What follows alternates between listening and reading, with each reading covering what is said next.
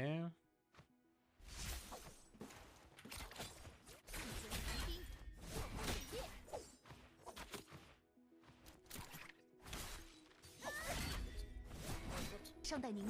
I fucked up. Oh no, you have it again.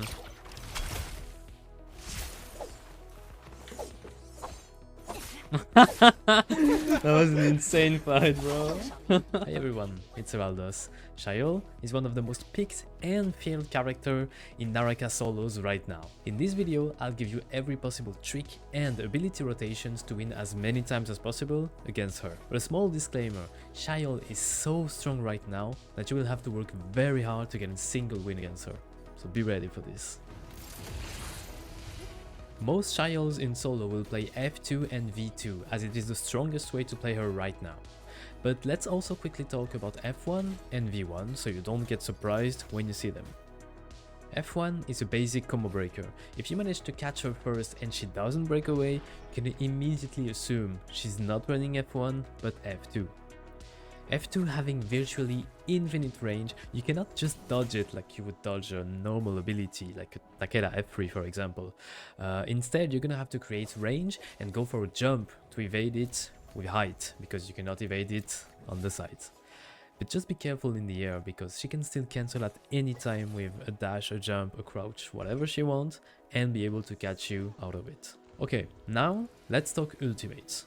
After pressing her ult, any staggering action will trigger her block. The good thing to take out of this is that you can still apply damage to her with everything that does not stagger her, like range weapon shootings, Flamebringer, and some abilities. Her V1 ultimate will activate the same way as V2. Once you stagger her, she will enter the block. Then you need to look above your head for a small symbol. If there is no symbol, that means she's playing V1. Once you confirm she has V1, you need to get out of her range. By predict dodging, you cannot really react to V1, so you're gonna have to predict, dodge back, try to create distance, and bait her to press her V a second time. And she has to press V again from the block stance if she's playing V1, so she cannot follow you and threaten you at the same time. And if she has V2, you will be marked for 15 seconds and up to 50 meters after triggering her block. Your play here is to tap dodge on reaction her teleport if she presses V again. But she'll probably come and try to restrict your movement first before pressing the teleport. This is when you look to trigger her block again when she's trying to pressure you before teleporting. You're gonna try to gain that ability advantage. This is very hard to do without dying first, which is why we're gonna need to use our own ability as best as possible to counter this, trigger her blocks, and try to stay safe before her ultimate runs out. Okay, now let's jump to the character specific options. If you play Feria, your F3 is very good against her F2. It will allow you to survive without taking too much risk. The best you can do in this matchup is try to make her ult, use your V3 beacon, getting down on her to trigger one block and then get into the robot. You have the same ultimate time, so you can just take the reset, trigger her blocks if she wants to fight you while you're in the robot, and you should be okay. You should be able to survive and fight this fight. I don't have anything to say about Tianhai because I think nobody plays him in solo anyway, and he doesn't really have any counterplay to Shayol. Now zipping, you can use her F to protect yourself from her F2. This is a good way to survive. And you can also use it to protect yourself from her teleport from V2. Your V1 or V2, if active when you get killed, will pop and trigger her block. That's basically it. You just have to survive as long as you can, trigger her blocks, and survive everything you can. But it's not a very good matchup for zipping.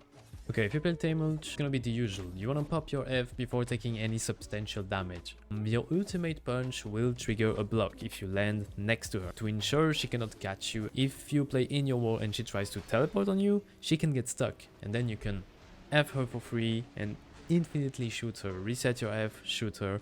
It can be a good matchup for Temi. If you play Tarka, it's gonna be a very complicated fight. With your ultimate, it's very easy to trigger her block.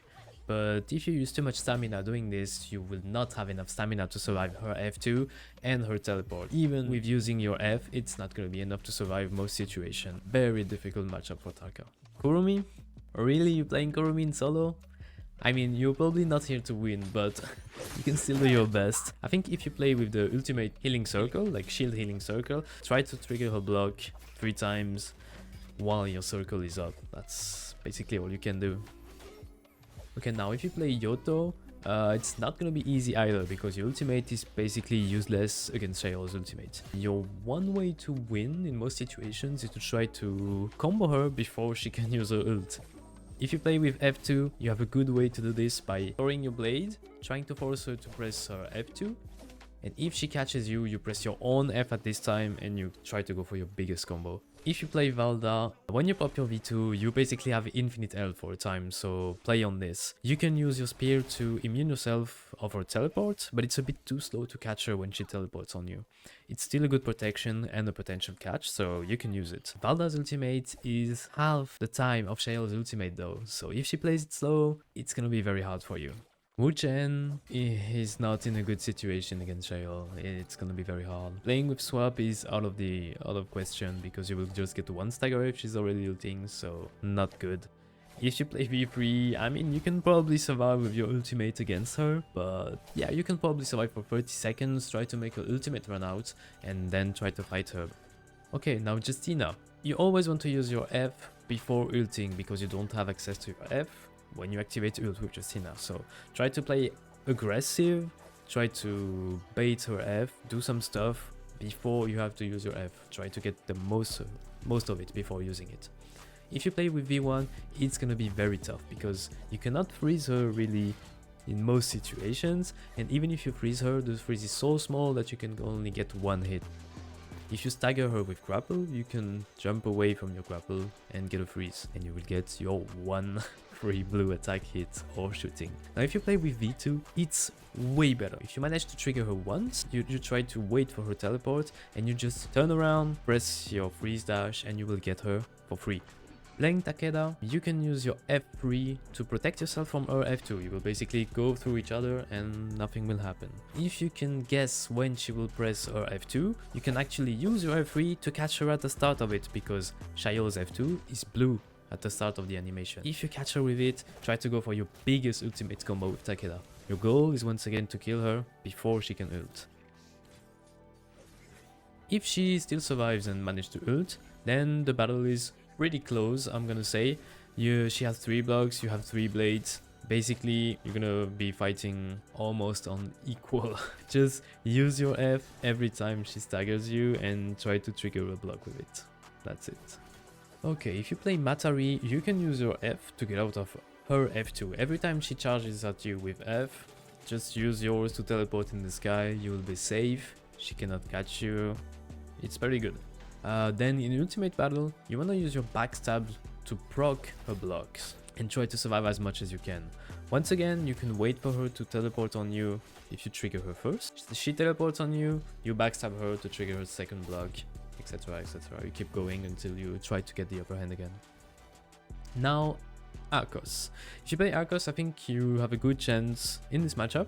Without ultimates is same thing, F cancels F, so you can both survive this. And once you ult, you try to use your ult as a combo breaker, of course, when you get caught. Pressing your ult can trigger her block if she's already activated. The jump attacks in ultimate can trigger her block. If she teleports on you, you can press V again to protect yourself and trigger her second block. The goal is really to exchange blows every time. Try to trigger her blocks as much as possible while surviving.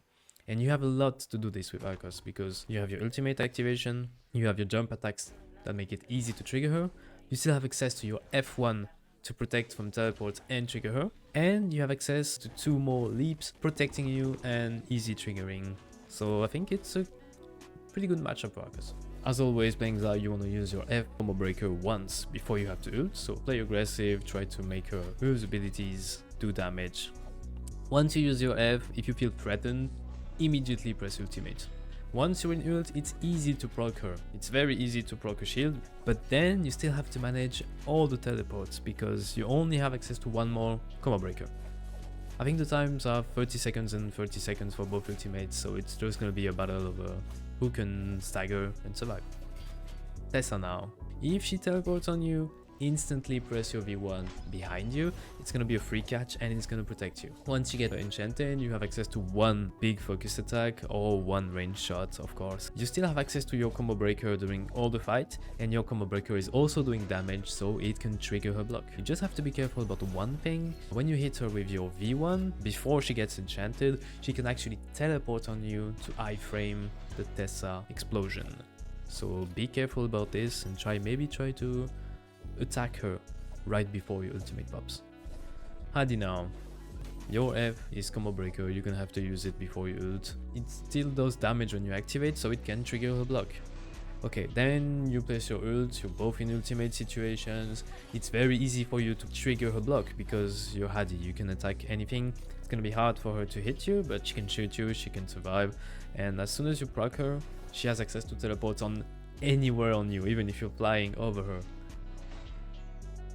And as a Shayol versus Shayol, I don't know, just be better than the other Shayol. That's what it is. V1 can have an advantage over V2, but I don't think it's significant enough to take it because you're gonna have a hard time against other characters.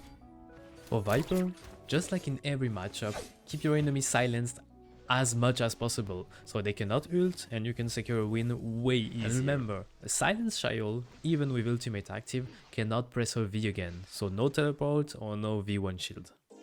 Okay, that's it, that was the video for today. I hope you liked it. Tell me if I forgot something or if I completely misunderstood the matchup. It's very possible as I don't play a ton of solos right now. So yeah, just please comment what you think. This format, I'll try to do another one for other characters, if we have new characters or when characters get revamped with their 2 abilities, 2 ultimates instead of 3. Just let me know. Have a good one and I'll see you soon.